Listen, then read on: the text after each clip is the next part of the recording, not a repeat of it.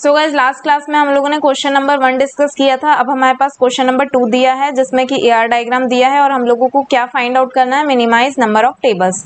तो कैसे find out करेंगे, देखो अब हमारे पास एआर डायग्राम में कितने रिलेशनशिप सेट्स दिख रहे हैं, 1 2 एंड 3, और कितने एंटिटी सेट दिख रहे हैं, 3, 1 2 एंड 3, है ना। तो 3 एंटिटी सेट, 3 रिलेशनशिप सेट, तो कितनी टेबल बनेगी, 6। और अगर आपको ऑप्शन में दिया है 6 मिनिमाइज नंबर ऑफ टेबल में, तो अगर आपने लगा दिया 6 तो आपका आंसर हो जाएगा रॉन्ग। हमको क्या करना है, मिनिमाइज नंबर ऑफ टेबल निकालना है। तो कैसे निकालेंगे, सबसे पहले तो हम लोग क्या देखेंगे कि कार्डिनलिटी क्या क्या गिवन है। ठीक है, अब देखो यहाँ पे हमारे पास क्या है, मैनी टू 1। ठीक है, अब यहाँ पे फिर से हमारे पास क्या है, मैनी टू 1। ये सब कुछ आप लोगों को लिख लेना है। फिर यहाँ पे हमारे पास क्या गिवन है, मैनी टू मैनी। ठीक है, अब हम लोगों को क्या पता है कि जब भी मैनी वाला साइड आता है, ठीक है, तो मैनी वाले साइड आता है तो उसको हम किसके साथ मर्ज कर देते हैं, रिलेशन के साथ मर्ज कर देते हैं।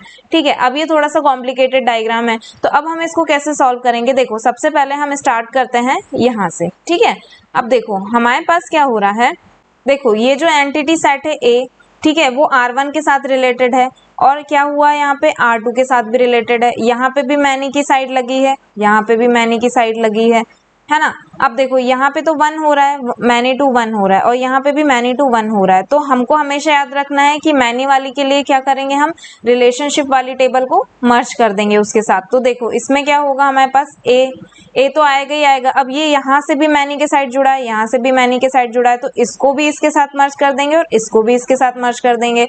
ठीक है, तो ए और फिर उसके बाद क्या क्या आ रही है हमारे पास, ए R1 और R2। अब इसके अंदर इस टेबल में एट्रीब्यूट्स क्या क्या आएंगे, सबसे पहले तो ए के एट्रीब्यूट्स लिख लो, क्या है हमारे पास A1, ठीक है, कॉमा A2।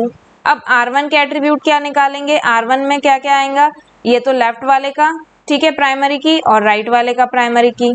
ठीक है, अब लेफ्ट वाले का क्या है हमारे पास, A1, तो A1 तो कॉमन है तो उसको नहीं लिखेंगे क्योंकि ये हम लोगों ने लिख दिया है। अब यहाँ से क्या आएगा हमारे पास, B1। ठीक है, अब इसकी प्राइमरी की क्या बनेगी, मैंने आप लोगों को बताया था, ठीक है, क्लास में जब हम लोगों ने डिस्कस किया था।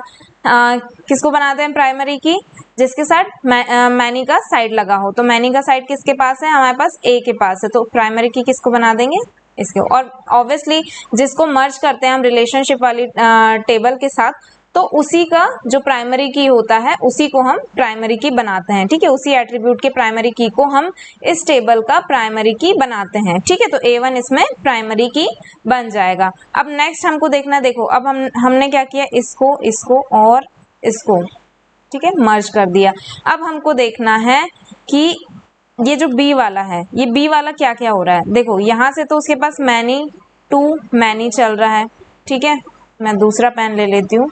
हाँ, यहाँ पे क्या चल रहा है, मैनी टू मैनी चल रहा है। यहाँ पे तो 1 वाला साइड है, तो 1 वाले के लिए क्या करते हैं, हमेशा अलग टेबल बनाते हैं। ठीक है, अब अलग टेबल बनाते हैं तो चलो B के लिए तो अलग टेबल बननी है, हमने यहाँ से देखा। अब अगर हम इस तरफ से देखें कि यहाँ पे क्या हो रहा है, मैनी टू मैनी, तो हमको ये भी पता है कि मैनी टू मैनी का जब भी रिलेशनशिप रहता है तो क्या करते हैं हम, सारे एंटिटी सेट, मतलब जैसे कि लेफ्ट वाला एंटिटी सेट उसके लिए भी अलग टेबल बनेगी, राइट वाला एंटिटी सेट उसके लिए भी अलग टेबल बनेगी, और जो रिलेशनशिप सेट रहता है उसके लिए भी अलग टेबल बनती है।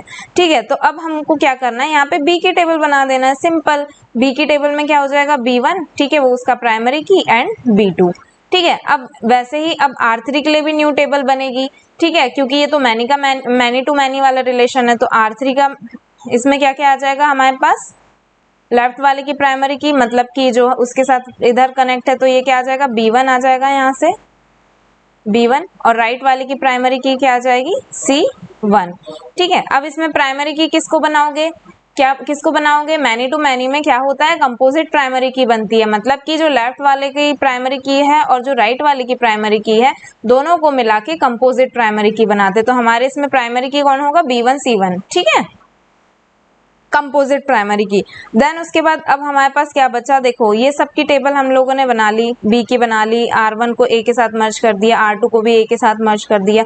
अब हमारे पास क्या बच गया, C। अब देखो ये यहाँ से तो 1 वाले रिलेशन में चला था, मैनी टू 1 वाले रिलेशन में, और यहाँ पे से कैसे चल रहा था, मैनी टू मैनी वाले रिलेशन में, है ना। अब देखो यहाँ से मैनी टू मैनी, मतलब कि C के लिए अलग टेबल बनेगी, यहाँ से मैनी टू 1, तो R2 तो ऑब्वियसली A के साथ मर्ज हो गया तो उसकी टेबल बन चुकी, तो बचा हमारे पास C, तो C की यहाँ से अलग से टेबल बन जाएगी, C1 और C2। ठीक है, तो हमारे पास कितने एट्रीब्यूट्स आ जाएंगे 1 2 3 4, सॉरी कितनी टेबल आ जाएंगी 4 टेबल आ जाएंगी। ओके, तो मिनिमाइज नंबर ऑफ टेबल इसमें कितनी होगी 4 होगी।